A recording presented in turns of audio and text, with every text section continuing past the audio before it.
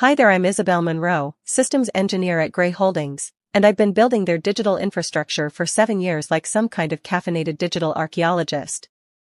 Started as a junior developer straight out of MIT, worked my way up through sheer determination, an unhealthy addiction to solving impossible problems, and enough energy drinks to power a small European nation. My colleagues call me the code whisperer. I can debug systems that make grown programmers weep into their mechanical keyboards and question their life choices. Gray Holdings occupies 3 floors of a gleaming downtown tower, all glass and pretension.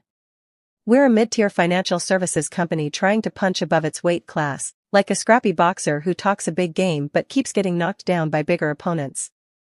We handle investment portfolios for boutique firms across the Northeast, managing assets that would make lottery winners jealous, and our reputation hinges on exactly one thing: reliability. When wealthy clients entrust us with their generational wealth, our systems better not hiccup, stutter, or even think about taking a coffee break. The office culture is peak corporate theater: standing desks nobody uses, a meditation room that's been converted to storage, and enough motivational posters to wallpaper a small apartment. The break room coffee tastes like disappointment mixed with artificial vanilla, but the view from the 32nd floor makes you forget you're essentially a highly educated hamster in a very expensive wheel. Robert Blackwood became my manager 18 months ago, descending from the corporate heavens like some kind of MBA-wielding angel of bureaucracy.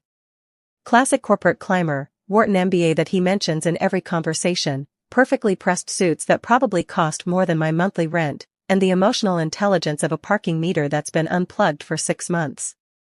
He talks a big game about synergistic solutions, paradigm shifts, and leveraging core competencies, but couldn't write a line of code if his quarterly bonus depended on it. I once watched him spend 20 minutes trying to update his LinkedIn password. The leadership program announcement came last Tuesday like a golden ticket wrapped in corporate jargon. 6 months of executive training, guaranteed promotion track, direct mentorship from the C-suite, and the kind of networking opportunities that turn careers into legends. I'd been eyeing it for years, building my case meticulously like a lawyer preparing for the Supreme Court.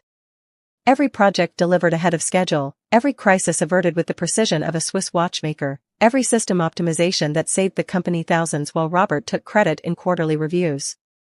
I knocked on Robert's office door with my application packet, confident and prepared. 20 minutes later, I walked out empty-handed and humiliated. I knocked on Robert's corner office door, application packet in hand, feeling like a knight entering the dragon's lair.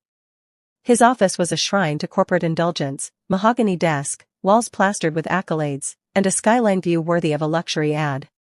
20 minutes later, I left empty-handed, professionally gutted by a man in a $1,000 suit. "Isabel, I appreciate your enthusiasm," Robert said, eyes glued to his phone. "But honestly? You're too valuable where you are. Too valuable." Translation: too convenient to promote. I was his fixer, the tech expert who kept things from imploding whenever chaos loomed. "I've been leading teams informally for 2 years," I replied, forcing composure. "My work on the Morrison account alone. Technical leadership isn't business leadership." He looked up, offering a patronizing smile. "Someone has to keep the lights on while the real leaders strategize. That's you. Think of yourself as essential infrastructure. Like a power grid. Critical, but taken for granted until it crashes." I nodded. Professional. Calm. Everything women in tech are trained to be while less qualified men climb past. "I'm recommending Jake Morrison for the program," Robert added.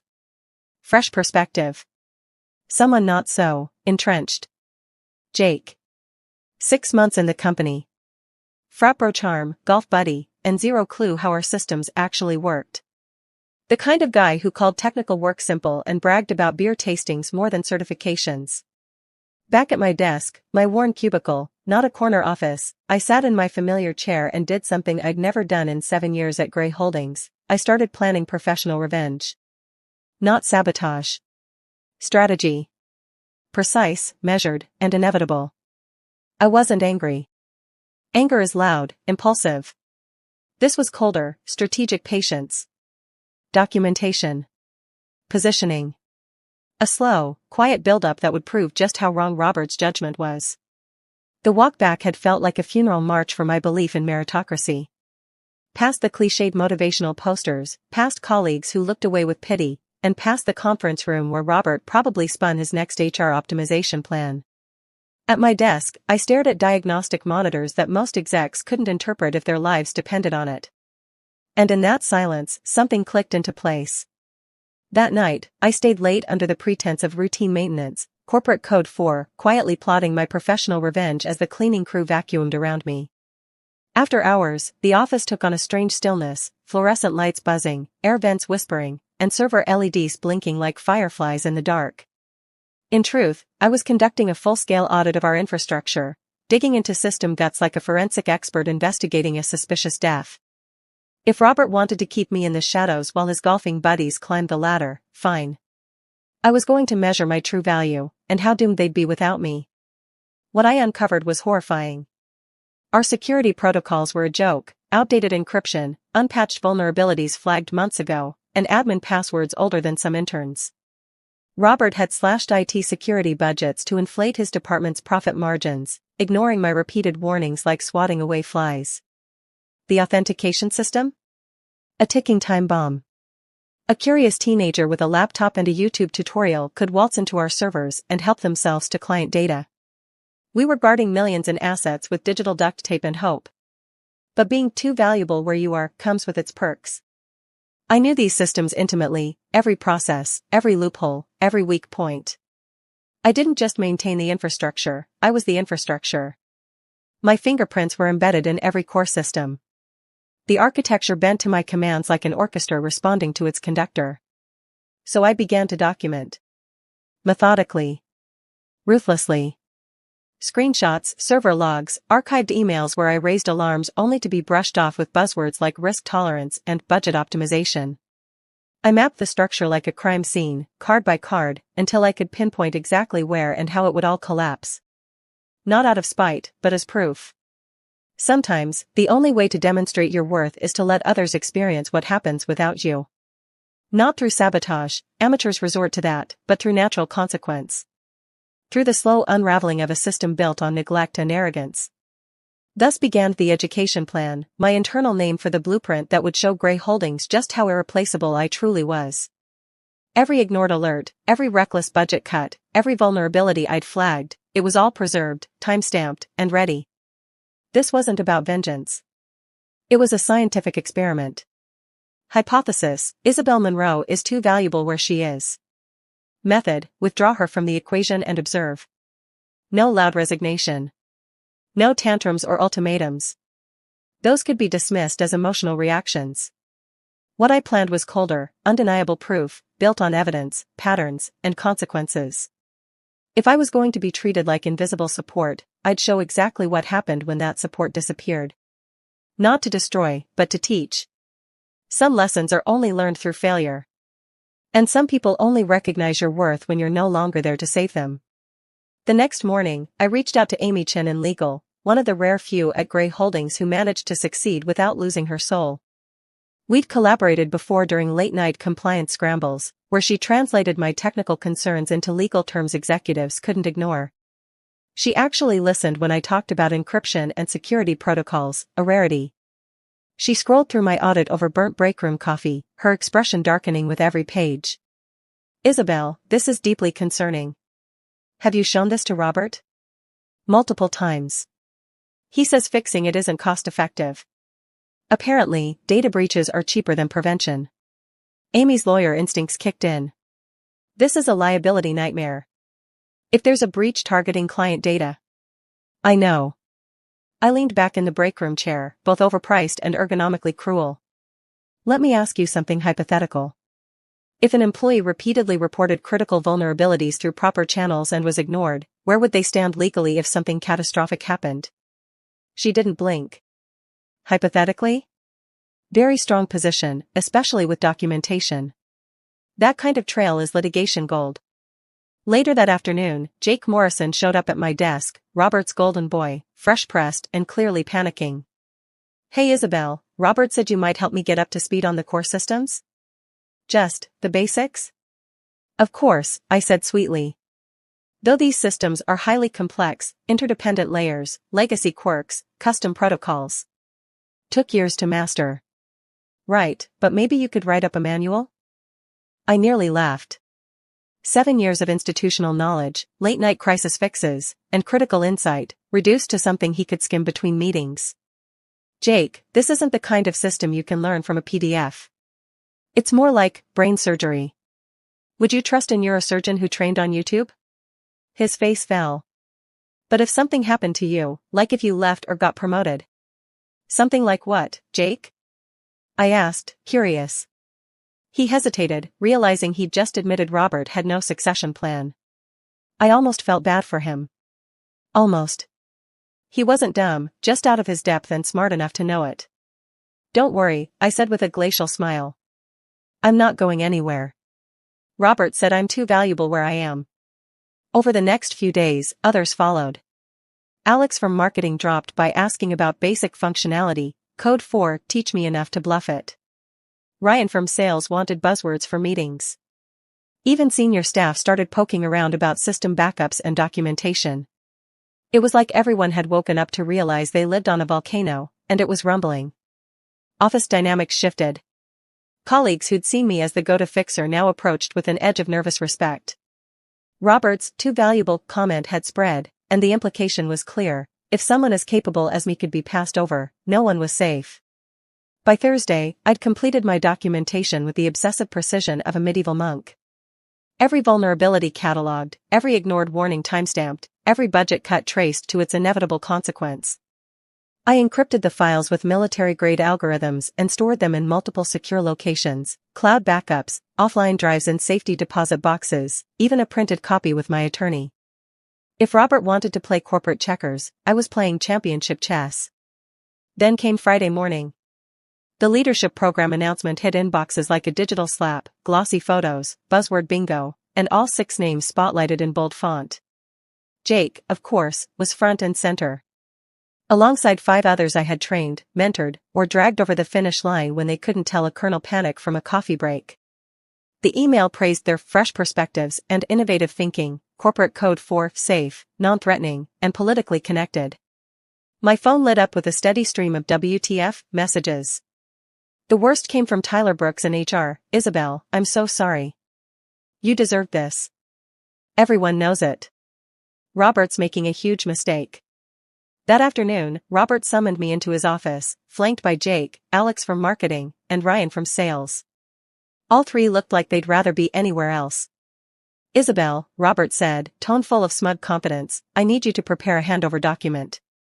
These gentlemen will be stepping into broader roles, and they'll need to understand your systems.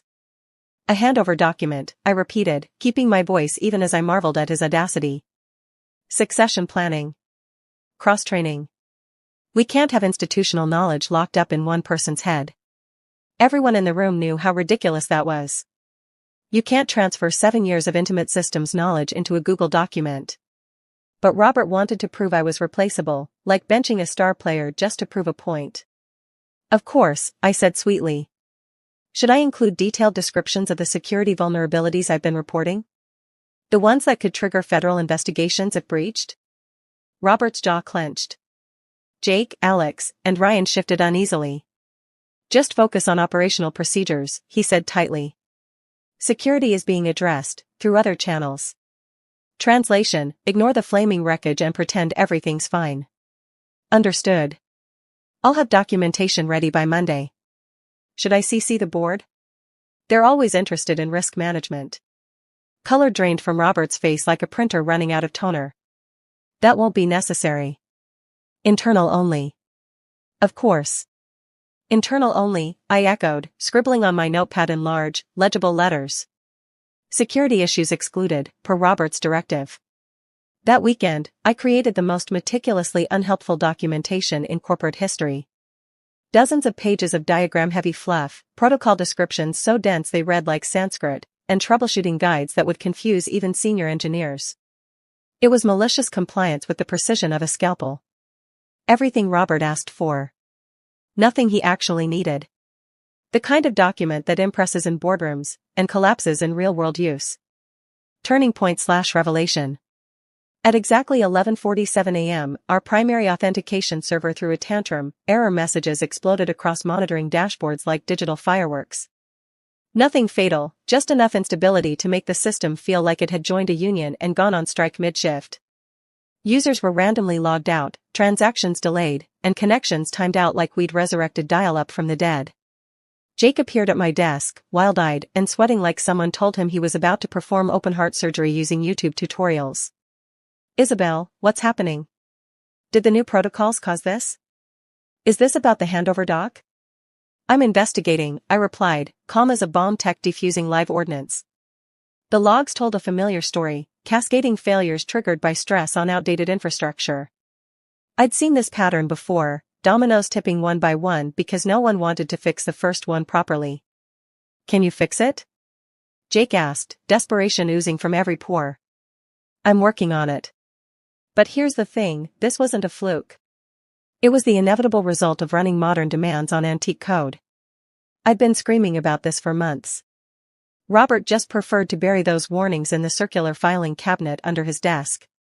I had a choice, apply another short-term band-aid that would buy us time and guarantee future failure, or fix the root cause properly, an overhaul that would take hours but finally stabilize our systems. I chose the second.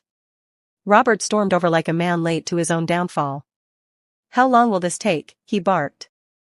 These issues stem directly from the vulnerabilities I've flagged for months. Fixing them requires implementing the security updates you've repeatedly postponed. His face paled.